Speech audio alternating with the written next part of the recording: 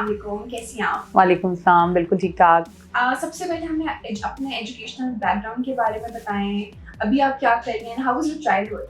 अलविदा, I have done my masters from International Islamic University. मैंने computer sciences में masters किया इन 2006। और बचपन मेरा ऐसा था कि मैं अपने 3 भाइयों के साथ मैंने परवरिश पाई। और आप अंदाज़ा कर सकती हैं कि जब 3 भाइयों के साथ इंसान होता है तो वो एक चौथा भाई ही होता है। और सेकेंडली ये कि मैं ना हर वो काम करती थी जो लड़के करते हैं, तो लड़कियों वाले शौक मेरे थोड़े से कम थे।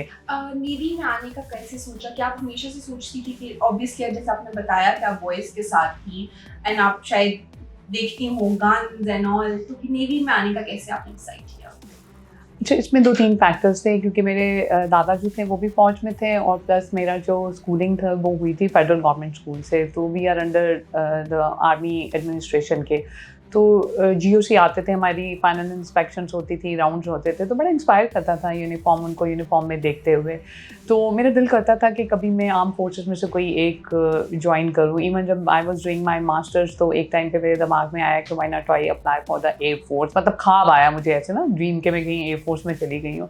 तो बट ये कि I have decided to do something challenging, something different. तो शादी के बाद फिर मैंने नेवी ज्वाइन की क्योंकि मेरे हस्बैंड ही ये ऐड लेकर आए नेवी का कि if you want to do something challenging तो this is the actual challenge if you accept it. तो मैंने फिर सोचा कि व्हाई नॉट, मतलब इसको ज्वाइन करना चाहिए। हम बहुत कम लोगों का सुनते हैं कि उन्होंने अपनी शादी के बाद किया, तो वो आपका पीरियड कैसा था? इनिशियल ट्रेनिंग पीरियड कैसा था?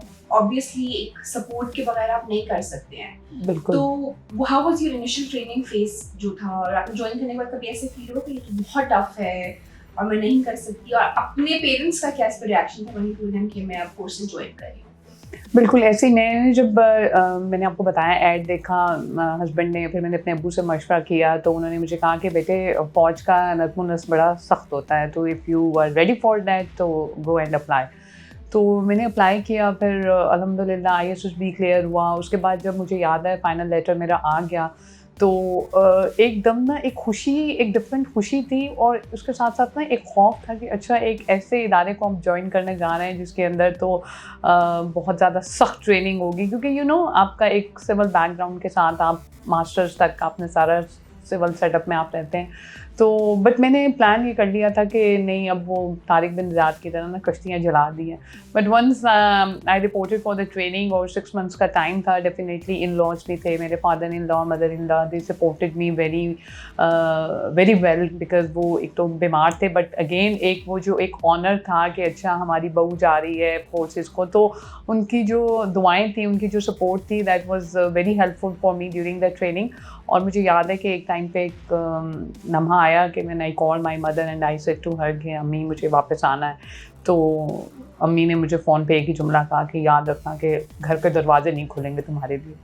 तो मैंने सोचा कि यार ये तो बड़े ही, मतलब मदर तो फ़ौरन कहती कि हाँ बेटे आ जाओ। तो my mother was actually the driving force behind it and she said to me कि नो वे, अब यूनिफॉर्म पहन के अफसर बन के आपने आना है। और जब अब्बू से बात होती थी वो भी हमेशा बहुत मोटिवेशन शो करते थे। आप जब ठान लेते हैं किसी चीज़ की तो अल्लाह ताला आपके लिए खुद से राहें आसान कर देता है। जैसे आप कही हैं मुश्किल था, यूजुअली लोग पेरेंट्स को छोड़ के जाते हैं, आप तो काफ़ी लोगों को पे छोड़ के गए, हस्बैंड को, इन-लॉज़ को। ऐसा ही है। तो जब आपने नेवी ज्वाइन की तब लड़कियों के लिए इतने लोग ओपन माइंडेड प्रोफेशंस के बारे में नहीं होते, बहुत ज़्यादा टीचर होगी या डॉक्टर होगी, तो आपको लगता है कि थोड़ा सा मतलब अभी people are very open and they talk about different professions की लड़कियां ये करें, उनको ये करना चाहिए, तो उस टाइम पे आपको लगता है कि पेरेंट्स तो बहुत सपोर्टिव थे एंड इन-लॉज भी, बट कुछ आपको इश्यूज फेस करने पड़े बिकॉज इतनी लड़कियां नहीं होती थी? बिल्कुल ऐसे ही है। मुझे याद है कि जब मेरी सिलेक्शन का लेटर आया और समहाउ जब उसकी सेलिब्रेशंस हुई तो कुछ लोगों के एतराज़ात भी थे कि अच्छा फैमिली छोड़ के जा रही हैं और क्या इधर कोई जॉब नहीं थी जो इतनी दूर जाना है, एक रिटेलिएशन थी फैमिली में भी कुछ लोगों की थी। बट क्योंकि ये ऑनर इतना बड़ा था कि आई थिंक कि जब आपकी फैमिली आपके साथ सपोर्ट कर रही होती है तो आपको सराउंडिंग्स की इतनी फ़िक्र नहीं होती। और जब आप कुछ बन जाते हैं, हमेशा मुझे याद है मेरे फादर एक बात कहा करते थे कि बेटे जब आप किसी पोजीशन पे पहुंच जाते हैं तो सारी दुनिया भी आपके रिश्तेदार बन जाती है, दोस्त भी बन जाते हैं। तो क्योंकि होता ये है कि आप कुछ ऐसा काम कर रहे होते हैं जो लोगों के लिए इंस्पिरेशन बन जाता है। तो डेफिनेटली किसी एक ने पहली इंक लगानी होती है और उसके बाद फिर आहिस्ता आहिस्ता बेस बनने के बाद लोग उसको, तो अब जो मेरी फैमिली में बच्चे हैं, जो यंग जनरेशन है, वो कितने सारे लोग हैं जो मुझे कहते हैं कि हमें इसका प्रोसेस बताएं, हम ज्वाइन करना चाहते हैं फोर्सेस को।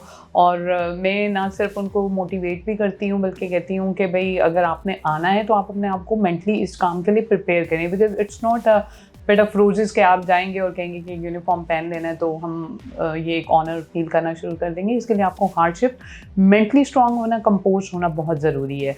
आपकी फैमिली ने आपको आपकी ड्रीम्स अचीव करने में बहुत हेल्प की, सपोर्ट, डू यू थिंक आपको लगता है नेवी का इसमें क्या रोल था और उसने भी आपको आपकी ड्रीम्स अचीव करने में हेल्प किया है?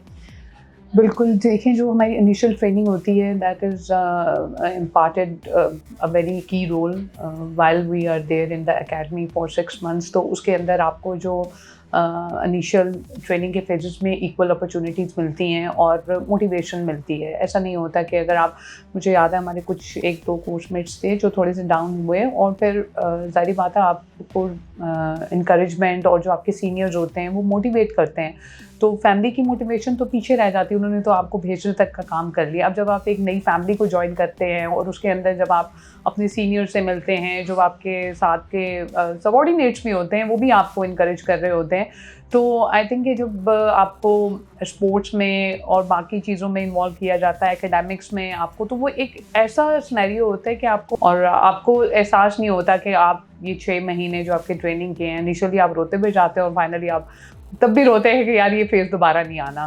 तो अल्हम्दुलिल्लाह इट्स पार्ट ऑफ जर्नी और फिर बाद में ये याद आता है बहुत सारा। एंड वैसे भी हमारी सोसाइटी एंड आर्मी में ज़्यादा इट्स मेल डोमिनेंस है, जी। तो आपने अपनी सर्विस के दरमियान ये फील किया कि there's a डिस्क्रिमिनेशन या आपको जिस बात पे आप हैं उसमें ज़्यादा स्ट्रगल्स हैं क्योंकि आप एक औरत हैं?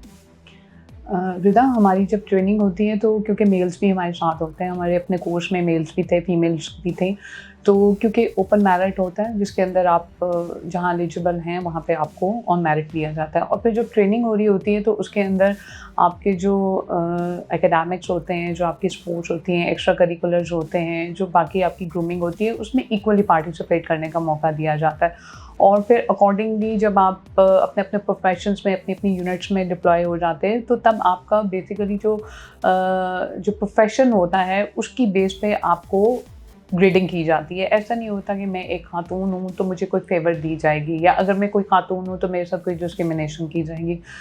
Once we put the uniform, neither we are male or neither we are female, so we have to perform equally and we are judged equally. So according to जो हमारे milestones होते हैं, जो हमारी deputations, जो हमारी missions होते हैं, उसके अंदर सिर्फ और सिर्फ आपकी जो एवरेज जो आपकी परफॉर्मेंस होती हैं उसी की बेस पे सारी चीज़ें की जाती हैं, उसमें फेवरेटिज्म का कोई वो नहीं होता।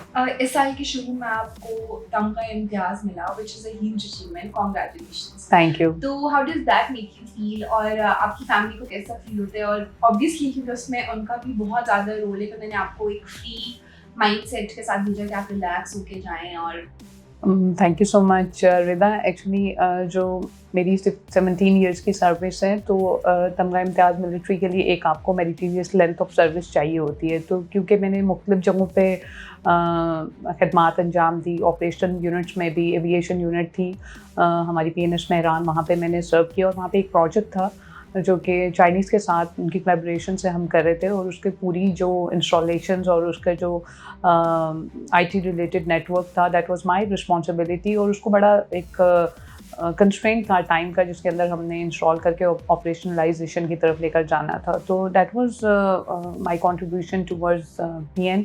और उसके साथ जो सेकेंडली अभी रिसेंटली हमारी एक कॉम्प्लीमेंट का पूरा रिव्यू था, जिसके अंदर आपको अपनी PN की एक्सपेंशन की बेस पे बहुत सारी चीज़ों को, एसेट्स को, इंडक्शंस, प्लेटफॉर्म्स को, उनको आने वाले 15-20 साल में किस तरह से नेवी देख रही है, उसकी पूरी रीस्ट्रक्चरिंग, तो उसके लिए काफ़ी एक बिग टास्क था जो कि हमारे डिपार्टमेंट को दिया गया। And I was among them. और उसके अंदर मुझे ये पता था कि मैंने सुबह इस टाइम पे जाना है, लेकिन मुझे अपने वापसी का टाइम नहीं पता होता, because I have to work for the extended our.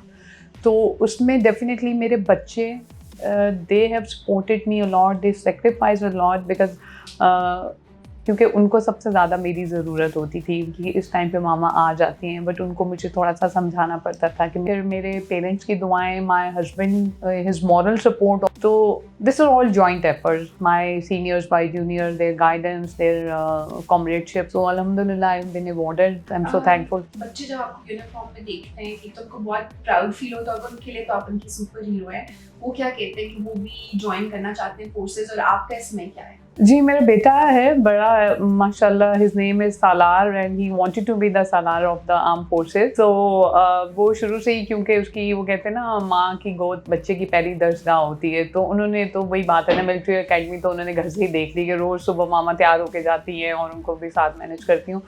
इसके साथ साथ मेरे अपने भाई के जो बच्चे हैं माशाल्लाह, वो पूरी फ़ौज तैयार है, मतलब उनके लिए तो मैं इतनी इंस्पिरेशन हूँ ना कि वो कहते हैं कि पुप्पो को देखते हुए बेटियाँ मेरी दोनों सिंध पे आहन देख के वो they are so highly motivated कि मामा we will join the forces.